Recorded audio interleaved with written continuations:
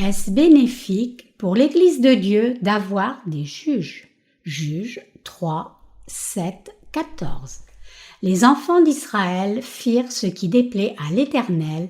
Ils oublièrent l'Éternel et ils servirent les Baals et les idoles. La colère de l'Éternel s'enflamma contre Israël et il les vendit entre les mains de Cushan Rish-Hataïm, roi de Mésopotamie. Et les enfants d'Israël furent asservis 8 ans à Cushan Rish-Hataïm. Les enfants d'Israël crièrent à l'Éternel, et l'Éternel leur suscita un libérateur qui les délivra, Othniel, fils de Kénaz, frère cadet de Caleb. L'esprit de l'Éternel fut sur lui. Il devint juge en Israël et il partit pour la guerre. L'Éternel livra entre ses mains Cushan Rish-Hataïm, roi de Mésopotamie, et sa main fut puissante contre Cushan Rish-Hataïm. Le pays fut en repos pendant 40 ans, et Othniel, fils de Kénaz, mourut. Les enfants d'Israël firent encore ce qui déplaît à l'Éternel. Et l'Éternel fortifia Églon, roi de Moab, contre Israël, parce qu'ils avaient fait ce qui déplaît à l'Éternel. Églon réunit à lui les fils d'Ammon et les Amalécites, et il se mit en marche. Il bâtit Israël, et ils s'emparèrent de la ville des palmiers. Et les enfants d'Israël furent asservis 18 ans à Églon, roi de Moab. Tout au long de ce camp de formation de disciples, j'ai prêché mes sermons en focalisant sur le livre des juges. Avec 21 chapitres, le livre des juges me prendrait au moins 1 an si je devais couvrir tous ces chapitres en profondeur. Mais pour l'heure, je voudrais focaliser mon sermon sur le but du livre des juges. Nous lirons ensuite d'autres passages demain matin et après-midi. Permettez-moi de commencer par résumer le cœur de la lecture des Écritures d'aujourd'hui. Le peuple d'Israël pratiquait l'iniquité aux yeux de l'Éternel Dieu. Ils adoraient les Baals et Ashéra. Donc Dieu les a vendus à la main d'un roi étranger appelé Cushan Rish-Hataïm. Et les enfants d'Israël ont servi ce roi pendant 8 ans. Quand le peuple d'Israël a crié au Seigneur sa souffrance de l'esclavage, le Seigneur a suscité un libérateur pour les sauver, un juge nommé Othniel. Il était dirigeant du peuple d'Israël.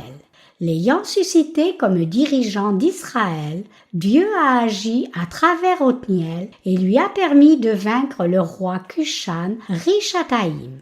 Après avoir gagné cette guerre, Israël a été alors en paix et prospère pendant 40 ans. Cependant, une fois qu'Othniel est mort, le peuple d'Israël a commencé à adorer de nouveau les idoles aux yeux de Dieu. Dieu a donc permis que les Israélites soient vaincus par Églon, roi de Moab, et par conséquent, le peuple d'Israël a été esclave des Moabites pendant 18 ans. C'est le cœur du passage des Écritures d'aujourd'hui. Avez-vous un dirigeant spirituel? Permettez-moi de poser une question ici. Était-il mal ou bon pour le peuple d'Israël d'avoir un juge pour régner sur eux? C'est une question très profonde et c'est d'une importance critique pour nous tous de connaître la bonne réponse. Nous pouvons voir dans nos différentes expériences spirituelles que c'est vraiment bon d'avoir un dirigeant. Au temps des juges, cependant, le peuple d'Israël était souvent embêté d'avoir un dirigeant spirituel. Ils étaient enclins à penser que les serviteurs de Dieu étaient une nuisance, les considérant comme trop fatigants et se mêlant de tout. Dans un sens similaire, même parmi les saints rachetés d'aujourd'hui, il y a des gens qui n'apprécient pas les serviteurs de Dieu, pensant à ce que l'Église de Dieu fait pour diffuser l'évangile de l'eau et de l'esprit comme quelque chose de fatigant, insignifiant et lourd. Alors que la plupart des saints sont heureux d'obéir à la volonté de Dieu en unité avec son Église, d'autres ne le ressentent pas comme cela. En fait, Certains saints peuvent même penser qu'ils peuvent faire ce qu'ils ont envie de faire et prospérer quand même s'ils n'ont pas de dirigeants. Dans leurs propres calculs, il semble qu'ils puissent prospérer et fleurir, corps et esprit, sans aucun dirigeant spirituel. Dans leurs pensées charnelles, ils considèrent leurs dirigeants dans l'Église de Dieu comme quelqu'un qui les ennuie. Il peut leur sembler superflu d'avoir un dirigeant spirituel et ils peuvent penser qu'un dirigeant spirituel est juste quelqu'un qui se mêle de leur vie et les oppresse au lieu de leur donner leur liberté. Mais qu'arrivait-il au peuple d'Israël à chaque fois qu'ils étaient sans dirigeant? Ils perdaient les guerres. Qu'en est-il de nous alors? Pour nous, ne pas avoir de dirigeant spirituel signifie simplement perdre les batailles spirituelles. Que nous arriverait-il alors? Nous serions esclaves. Chacun doit se soumettre et servir soit le Seigneur, soit ce monde. C'est une loi immuable. Que préféreriez-vous alors? Avoir un serviteur de Dieu à vos côtés ou ne pas en avoir? Comme nous venons de le voir dans la lecture des Écritures d'aujourd'hui, Dieu a suscité un juge nommé Othniel pour délivrer le peuple d'Israël, et c'est par ce juge que Dieu les a délivrés de la main du roi de Mésopotamie. C'est pour cela, comme c'est écrit dans la Bible, qu'Israël a pu jouir à nouveau de paix et de prospérité pendant 40 ans. Israël aurait-il pu jouir de cette longue période de paix s'il n'y avait pas eu de dirigeants? Non, cela n'aurait pas été possible. Aucun rassemblement, quelle qu'en soit la nature, ne peut grandir sans un bon dirigeant. C'est vrai pour les nations comme pour les églises. Une nation sans dirigeant ne peut pas survivre longtemps dans un monde dans lequel la guerre est constante. Par exemple, quand la Corée a été annexée et colonisée par le Japon en 1910, après avoir maintenu son indépendance pendant des milliers d'années, le manque de direction efficace était l'une des plus grandes causes de la chute de la Corée. Les gens de Corée ont souffert immensément par conséquent, perdant leur indépendance souveraine et étant esclaves d'un pouvoir étranger. En tant que sujets coloniaux, ils étaient traités comme des citoyens de second rang par l'État colonial japonais et privés de beaucoup de leurs droits. Leur état était si mauvais sous ce règne colonial que beaucoup de Coréens ont migré en Mandchourie et vers les maritimes russes, mais en tant que minorité ethnique sans dirigeants ni État dans des terres étrangères, ils ont continué à subir beaucoup de formes de discrimination. Dans les maritimes russes, le gouvernement soviétique de Staline est allé jusqu'à déporter les migrants coréens jusqu'en Asie centrale contre leur volonté. Aujourd'hui même, leurs descendants vivent encore de la discrimination. Tout cela est arrivé parce que la Corée, à la fin du 19e et au début du 20e siècle, a manqué de direction politique efficace pour résister aux avancées étrangères. Comme le montre cet exemple, la direction compte pour beaucoup. Ce point est aussi dans le passage des Écritures d'aujourd'hui qui montre que le peuple d'Israël pouvait prospérer en paix seulement quand il y avait un dirigeant clair pour les diriger sur la bonne voie. Les enfants d'Israël pouvaient fleurir corps et esprit quand ils adoraient Dieu seul, mais ils avaient besoin d'un dirigeant spirituel pour avoir une telle direction. C'est un enseignement sain bibliquement. Dans le passé, cependant, je parlais rarement de la direction de l'Église, comme je me sentais mal à l'aise pour parler du sujet, puisque je suis moi-même le dirigeant de notre Église. Par conséquent, l'Église a fait face à plusieurs problèmes graves causés par des membres qui ont dévié dans leurs pensées charnelles. Voulant accomplir les désirs de leur chair, certains membres ont formé leur propre petite faction dans l'Église et quand ils ne pouvaient pas arriver à leur fin, ils prenaient leurs affaires et partaient, prenant leur propre chemin séparé. Cela aurait pu être évité si ces gens avaient une compréhension claire de la direction spirituelle. C'est une pierre de construction de la foi basique pour le peuple de Dieu que d'avoir un dirigeant spirituel. Vous devez être joyeux d'avoir un dirigeant et cela devrait aussi être une joie pour vous d'obéir à votre dirigeant. Vous ne pouvez pas tout savoir tout seul, ni ne pouvez tout faire tout seul. Il y a beaucoup plus de choses que vous ne savez pas et ne pouvez pas faire tout seul, particulièrement quand vous menez votre vie de foi dans l'Église de Dieu. Donc, quand vous prenez une décision, c'est très heureux d'avoir quelqu'un de plus sage à consulter et à qui demander conseil. Donc, si vous avez un dirigeant sur qui vous appuyez, vous devriez vous considérer très heureux. Effectivement, c'est une bénédiction merveilleuse que les justes aient un enseignant. Le problème cependant, c'est que certains saints justes sont trop enclins à ignorer leur enseignant spirituel et c'est une chose insensée. C'est seulement une évidence que les justes aient un dirigeant, mais certains périssent dans leur ignorance de ce principe fondamental. Pour vous donner un exemple, admettons que je sois en voyage et que notre prochaine réunion soit annulée. Vous pouvez penser que ce n'est pas un problème grave puisque vous êtes venu à l'église, adorer Dieu tout ce temps et annuler un seul culte n'est pas un si grand sujet. En fait, certains d'entre vous pourraient même être contents pendant un moment, pensant que ça ferait une bonne pause. Mais si nos réunions s'arrêtaient de façon permanente, tout le monde périrait. Nous n'avons vraiment pas été en mesure de faire notre camp de formation de disciples d'été l'an dernier à cause de l'inondation dévastatrice qui a endommagé notre centre de formation. Il y avait probablement des gens qui pensaient dans leur chair que ce n'était pas grand-chose de manquer un camp de formation de disciples puisque nous le faisions toujours 2 fois par an. Je connais bien ce genre de gens. Même si vous ne dites pas un seul mot, je peux toujours le lire juste en regardant vos visages.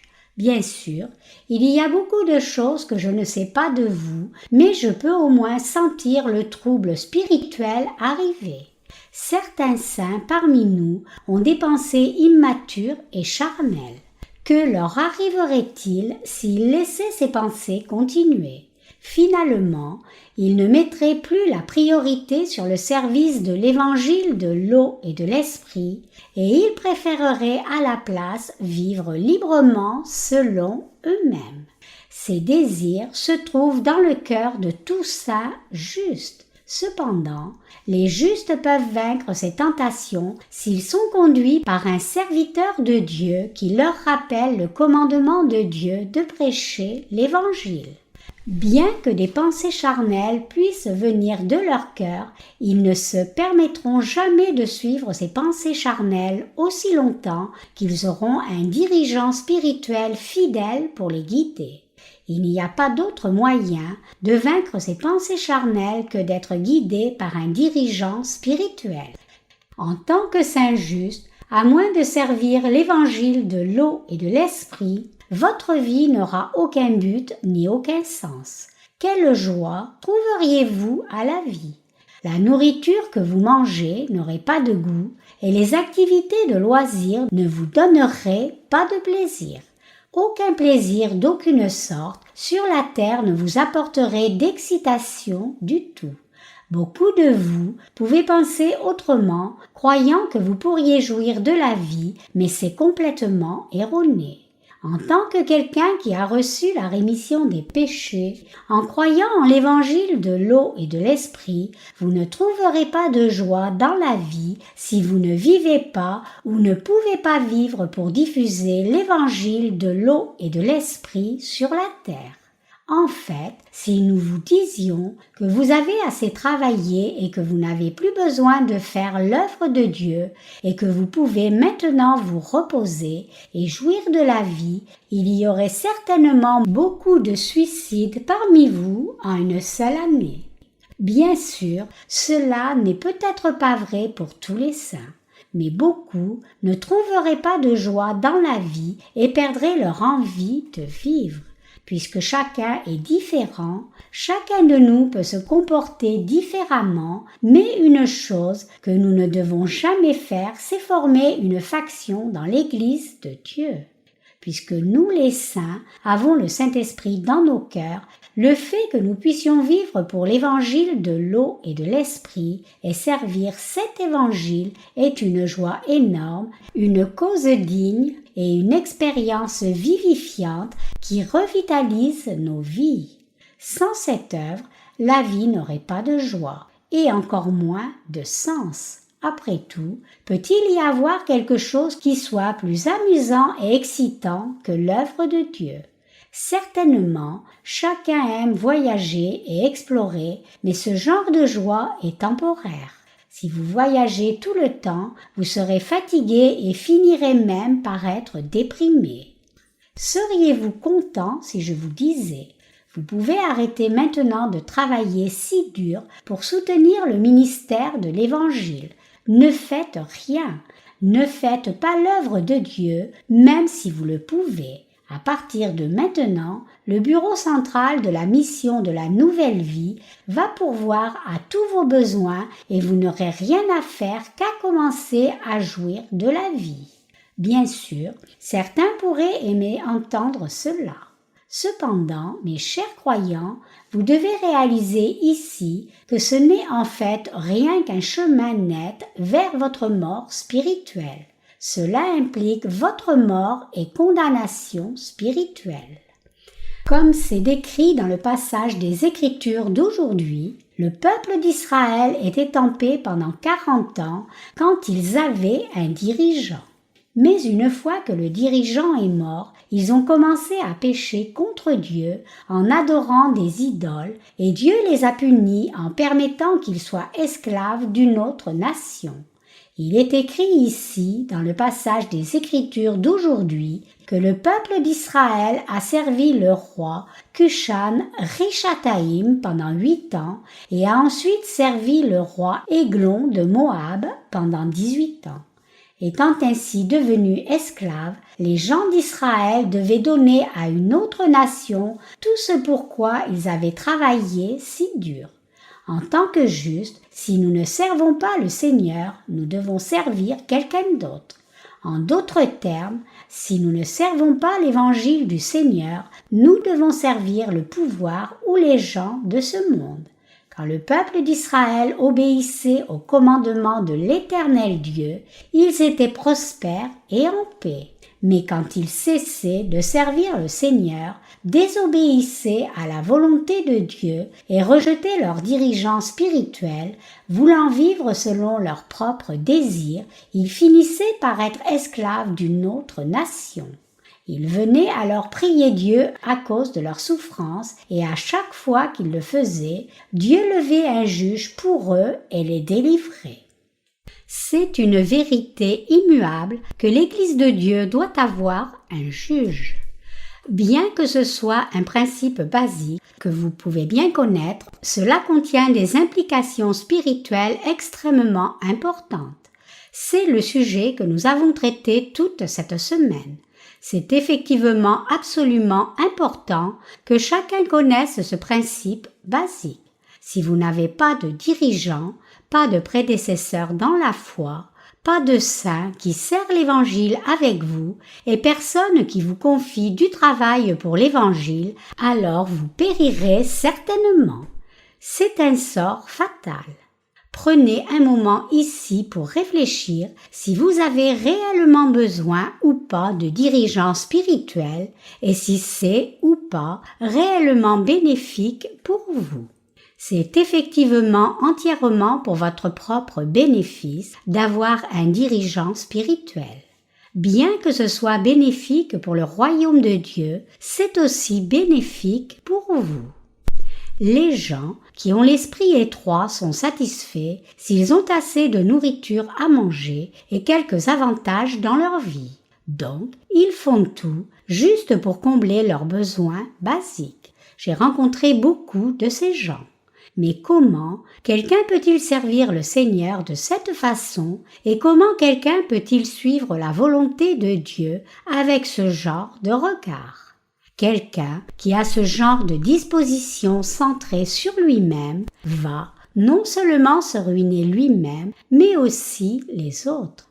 Même parmi les justes, beaucoup de gens essaient de faire des autres leurs esclaves en prétendant faire l'œuvre de Dieu. Par contre, ceux qui servent l'évangile de l'eau et de l'esprit sincèrement, sous la direction de l'Église, vivront une vie belle et prospère.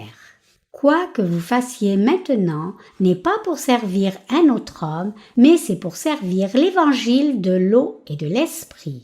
C'est merveilleux de servir cet évangile de l'eau et de l'esprit, précisément parce que c'est servir le Seigneur, personne d'autre. Cependant, si vous n'êtes pas attentif, vous pourriez finir par servir une autre personne. Cela ne signifie pas nécessairement que vous ne deviez servir personne dans l'Église.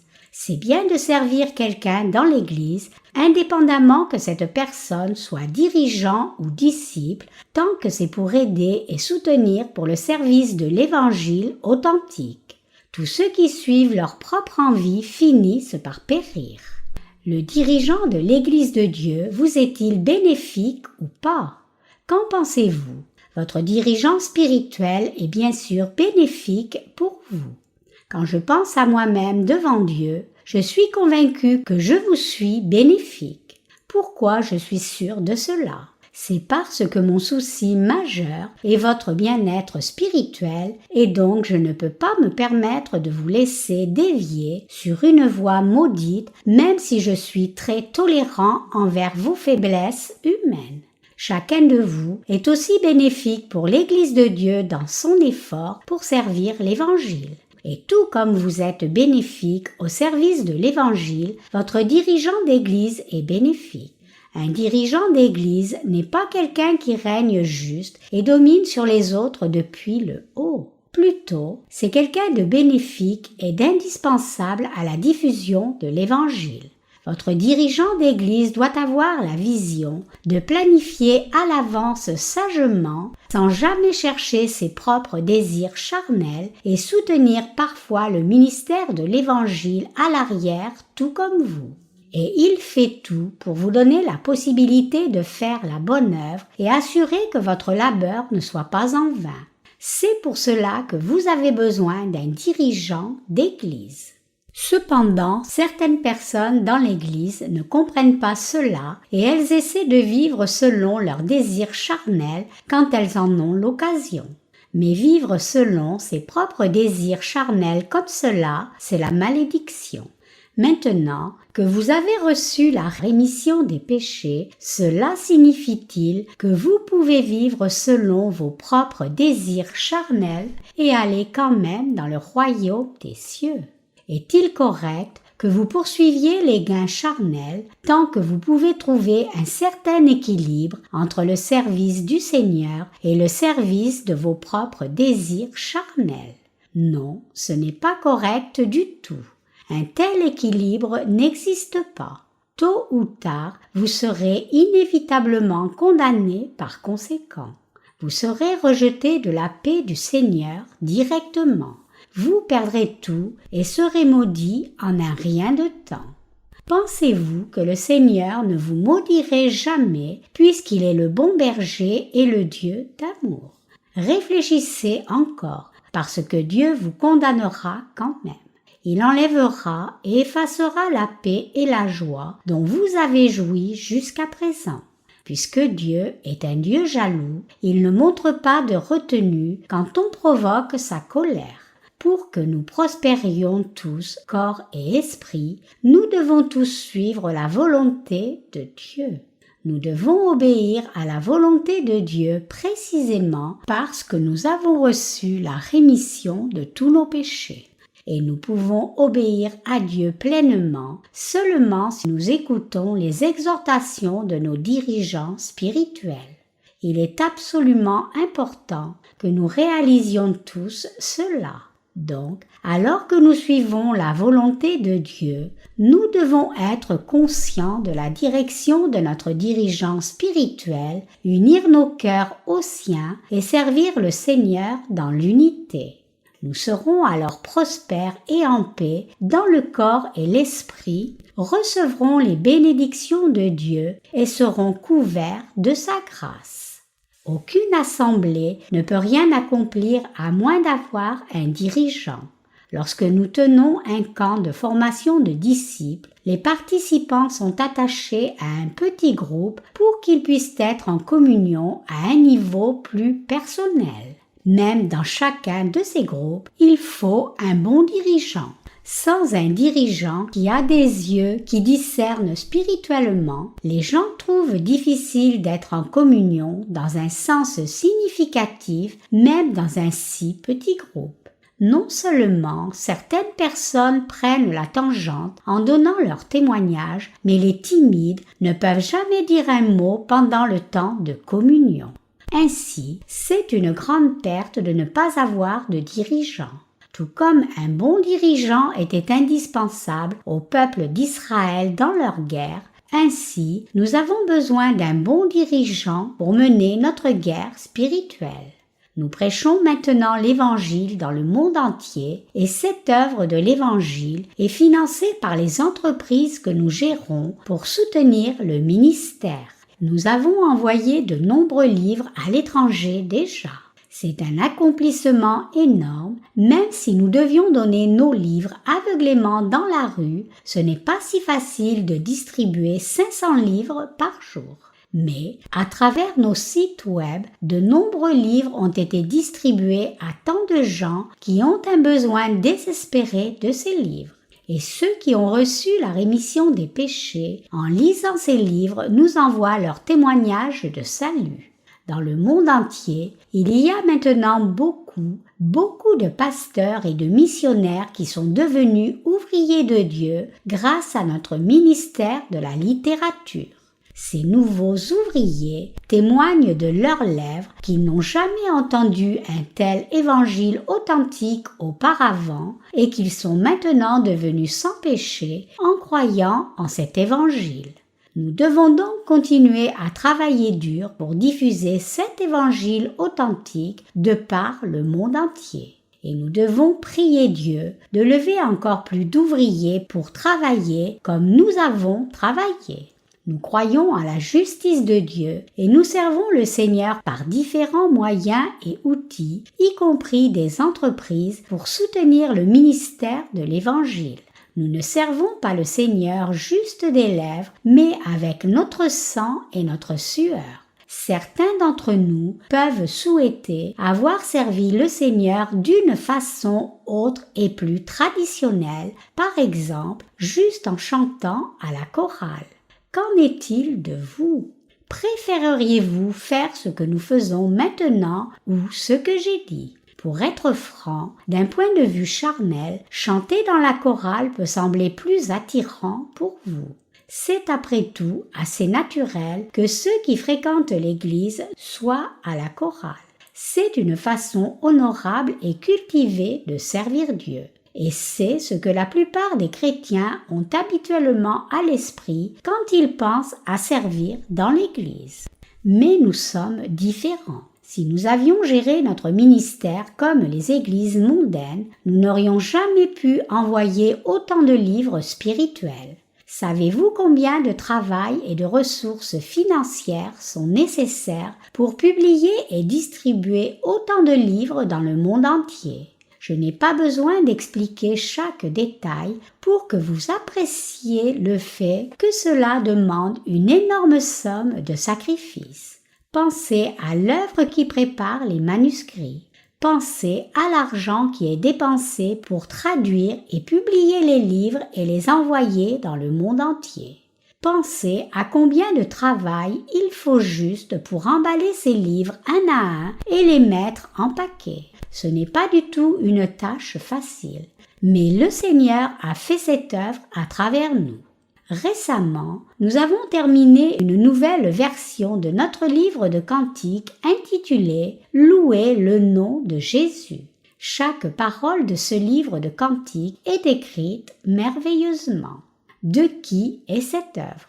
Est-ce quelque chose que vous avez fait? Ou est-ce quelque chose que Dieu nous a donné? C'est le don de Dieu pour nous, quelque chose que nous avons reçu du Seigneur et avons amené et inscrit dans le livre de cantiques. Cela devrait réellement être normal de servir le Seigneur comme nous le faisons.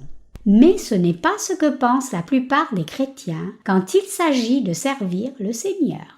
Ils pensent qu'ils doivent faire quelque chose de particulier. Par exemple, très récemment, un groupe en mission courte d'une certaine église de Corée est allé en Afghanistan pour diffuser le christianisme et ils ont fini kidnappés.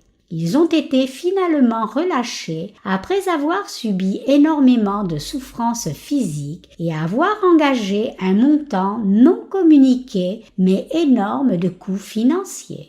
C'est une chose si insensée que cela revient à de la folie. Apparemment, ils sont allés dans une région occupée par les talibans, se déplaçant sans rien d'autre que des t-shirts et des shorts. Les femmes du groupe n'ont même pas pris la peine de se couvrir le visage comme le font les femmes afghanes. Et pire encore, elles ont mis beaucoup de maquillage, ont fait du shopping en short et ont chanté en chorale dans des intersections de rues fréquentées. L'Évangile est-il vraiment diffusé de cette façon? L'Évangile est-il diffusé juste parce que quelqu'un crie aveuglément « Croyez en Jésus ou vous irez en enfer ». C'est cependant ainsi que les églises d'aujourd'hui dans le monde entier essaient d'évangéliser. Elles pensent à tort que c'est ainsi qu'elles peuvent évangéliser le monde et servir Dieu. Elles pensent qu'il n'y a pas d'autre moyen de servir l'Évangile que cela. Donc, les gens sont sûrs que c'est ainsi qu'ils peuvent servir Dieu. Mais c'est juste de la folie, pas le service du vrai Évangile. Essayer de convertir des non-chrétiens de cette façon peut seulement engendrer des retours de bâton. Si vous essayez de diffuser l'Évangile de cette façon, loin de faire de quelqu'un un croyant, vous allez devenir vous-même un hypocrite et un mercenaire qui travaille pour satisfaire sa propre envie. Pire encore, au lieu d'amener l'Évangile, vous finirez par amener une solution temporaire à des problèmes temporaires. Ainsi, une fois que vous offrez des bénéfices matériels au lieu de la vérité de l'Évangile, les gens n'attendront que ces choses. Loin de vouloir entendre la parole de Dieu, ils voudront juste obtenir un gain matériel de votre part. C'est pour cela qu'il est si insensé d'essayer de convertir les gens au christianisme en faisant des dons matériels. Bien sûr, ce serait noble que nous allions dans un pays lointain et offrions notre bénévolat aux gens dans le besoin, mais il est bien plus important que cela encore de rendre l'évangile de l'eau et de l'esprit accessible dans leur propre langue à travers notre ministère de la littérature. C'est l'œuvre de Dieu. Dieu nous a donné la sagesse de faire un tel travail et les mots ne peuvent exprimer combien je suis reconnaissant au Seigneur de nous avoir permis de servir l'évangile de l'eau et de l'esprit diligemment comme cela. Tout comme nous avons servi l'évangile de l'eau et de l'esprit fidèlement jusqu'à ce jour, nous allons continuer à le servir diligemment jusqu'au jour du retour du Seigneur. C'est pour votre propre bien qu'il y a un juge dans l'Église de Dieu. Soutenir le ministère de l'Évangile en gérant des entreprises demande aussi un dirigeant. Nous avons très bien servi le Seigneur jusqu'à ce jour. Je tends à être très volontaire. Cela ne me prend pas longtemps pour prendre une décision, parfois moins de 5 minutes. Mais plus souvent, j'aime écouter votre opinion humblement quand je n'ai pas d'idée sur un sujet. Dans des temps comme cela, nous devons tous rassembler la sagesse donnée par Dieu dans l'unité. Nous devons nous consulter les uns les autres, partager nos pensées et tout faire par la foi. Particulièrement cette semaine, je veux discuter de la façon de faire un site web japonais pour notre ministère sur Internet. Je ne peux assez insister sur combien c'est merveilleux que l'Église de Dieu est un juge. Ce juge est dans l'Église de Dieu pour qu'il conduise notre assemblée selon la volonté de Dieu. Même si le juge peut avoir des manquements, c'est Dieu qui l'a établi. C'est Dieu qui le soutient. Et c'est Dieu qui sera avec lui, le guidera et le protégera tous les jours de sa vie. Nous devons le croire. Si nous ne croyons pas cela, alors nous ne pouvons pas vivre notre foi. C'est le point principal de mon sermon aujourd'hui. Le livre des juges explique à travers ses 21 chapitres comment les juges ont délivré le peuple d'Israël et comment ils ont travaillé. Vous pouvez découvrir cela si vous lisez le livre des juges. Le fondement basique de toute vie de foi est de reconnaître son dirigeant spirituel. Dans les églises mondaines, les nouveaux venus pensent tout de suite que le pasteur principal est le dirigeant le plus important. Sous le pasteur principal se trouvent des pasteurs, des évangélistes, des anciens, des diacres et ainsi de suite. Et chacun obéit et se soumet à la chaîne hiérarchique. Mais ce n'est pas nécessairement le cas dans l'Église de Dieu. Savez-vous comment les prêtres sont appelés dans l'Église catholique? Ils sont appelés pères, supposément parce qu'ils sont considérés comme des pères spirituels. Je ne suis pas certain de la raison pour laquelle les croyants mondains trouvent si facile d'obéir et de respecter leurs dirigeants. Mais dans l'Église de Dieu, une telle obéissance active n'est pas facile à avoir. C'est quelque chose qui ne doit pas venir par la force, mais c'est la loi de Dieu pour tout saint né de nouveau d'obéir à son dirigeant spirituel. Et c'est la volonté de Dieu d'accomplir ses œuvres à travers ses juges. Nous devons tous obéir à la volonté de Dieu dans l'unité. L'Église doit se soumettre à la volonté de Dieu qui est notre berger en chef. Ceux qui dirigent l'assemblée doivent obéir à la volonté de Dieu en unité avec le juge et ceux qui suivent leurs pas doivent aussi obéir à la volonté de Dieu dans l'unité. Ainsi, un ordre actif doit être établi. C'est seulement quand une église est ordonnée correctement comme cela qu'elle peut devenir une église vraiment belle, une église puissante et une église qui peut vaincre l'ennemi. Et c'est alors seulement qu'elle devient une église qui peut amener la grâce et la miséricorde de Dieu à beaucoup de gens. C'est aussi important que nous soyons attentifs aux entreprises que nous gérons pour soutenir le ministère de l'Évangile. Bien que ces entreprises se portent bien, elles verront bientôt un déclin. Donc, alors que nous gérons ces entreprises, nous devons aussi nous préparer pour le futur et planifier à l'avance. Nous faisons face à beaucoup de défis dans notre effort pour servir l'Évangile. Lorsque les dirigeants de district de notre Église se rencontrent, ils se consultent les uns les autres et prennent des décisions pour que vous soyez en mesure de gérer les entreprises qui soutiennent librement, énergiquement et efficacement. Tout comme vous travaillez tous inlassablement pour servir l'Évangile dans chaque Église, tous nos dirigeants d'Église travaillent aussi inlassablement. Si les dirigeants de district de notre Église devaient juste gaspiller leur temps quand ils se rencontrent, pourraient-ils vous demander de faire quelque chose avec tant d'assurance? Non, bien sûr que non. Ils ne pourraient rien vous demander de faire si eux-mêmes ne travaillaient pas aussi dur que vous.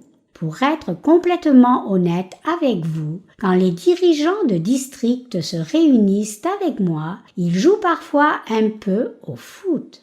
Tant de nos ministres sont de grands fans de foot, donc il est impossible de ne pas faire un match quand ils se rencontrent. J'apprécie moi-même de jouer au foot, mais évidemment, ce n'est pas pour cela que j'appelle les dirigeants de district à se rassembler. Premièrement, ils se rassemblent parce qu'il y a du travail à faire, pas juste pour jouer au foot. Donc, je m'assure que tout ce qui doit être fait soit fini avant de faire un match de foot.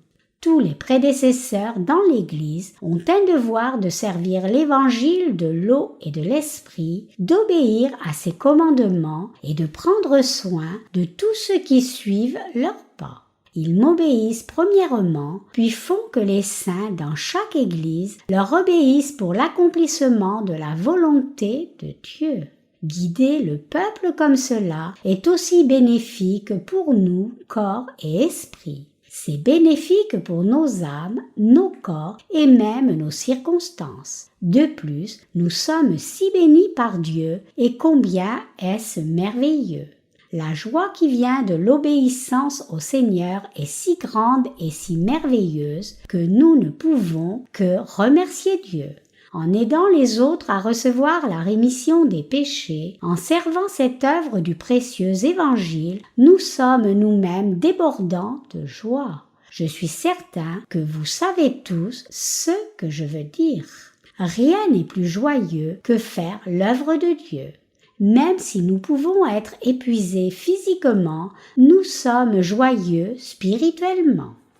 La leçon du livre des juges. Le livre des juges couvre la période durant laquelle le peuple d'Israël était dirigé par les juges du temps où les Israélites ont conquis le pays de Canaan jusqu'au moment où leur premier roi, Saül, a été couronné. Au fil de ces 21 chapitres, le livre des juges rapporte ce qui est arrivé au peuple d'Israël durant cette longue période, bon et mauvais, mais il y a un modèle clair et constant que nous pouvons voir. C'est le fait qu'alors que le peuple d'Israël souffrait grandement, quand il n'y avait pas de juges, ils étaient victorieux, prospères et fidèles à Dieu quand il y avait un juge. Ce que le livre des juges nous enseigne donc, c'est combien nos dirigeants spirituels sont bénéfiques et indispensables pour nous et le royaume de Dieu. C'est la leçon que Dieu nous enseigne ici. Et c'est pour nous enseigner cette leçon que le livre des juges rapporte tant d'événements qui sont arrivés durant cette longue période. Donc, je peux vous dire avec assurance que je suis indispensable pour vous, tout comme vous êtes indispensable pour moi. Nous sommes tous un même corps. Nous sommes l'Église de Dieu, son royaume et sa famille. Chacun de nous est indispensable à l'autre pour diffuser l'évangile de l'eau et de l'esprit dans le monde entier. Et puisque nous sommes membres d'un même corps, nous pouvons faire cette œuvre seulement si nous assemblons nos forces ensemble.